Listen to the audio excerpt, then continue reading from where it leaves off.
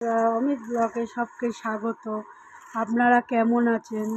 আমরা ভালো নেই। টিভিতে যা দেখাচ্ছে দেখে খুবই কষ্ট লাগছে।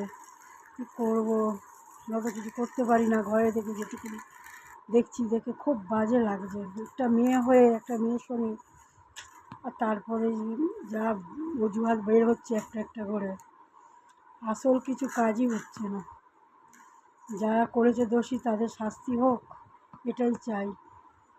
দেখুন আমার ছেলের অবস্থা, দেখুন চোখে ব্যথা করছে, চোখ দিয়ে দেখতে পাচ্ছে, তাও ওই মোবাইল কিছুতেই ছাড়বে না।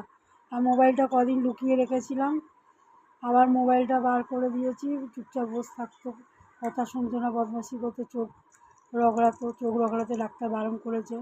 দেখুন চোখে ব্যথা করছে, তাও চশমাটা এখন পড়েছে।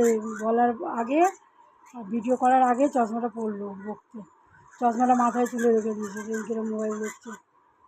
ভাইয়ের বউ নেই, ওই জন্য চুপচাপ হয়ে গেছে। ভাইয়ের বউ থাকলে এতক্ষণ দাদা দাদা করতো, দাদার কাছ দিয়ে মোবাইল নিয়ে নিত, চেঁচাতো। নেই, চুপচাপ হয়ে রয়েছে। দেখুন মুখটা কেমন করছে, বলছি বলে ব্যাংকের মোবাইল ঘোরাচ্ছে। দেখুন বুঝছেন,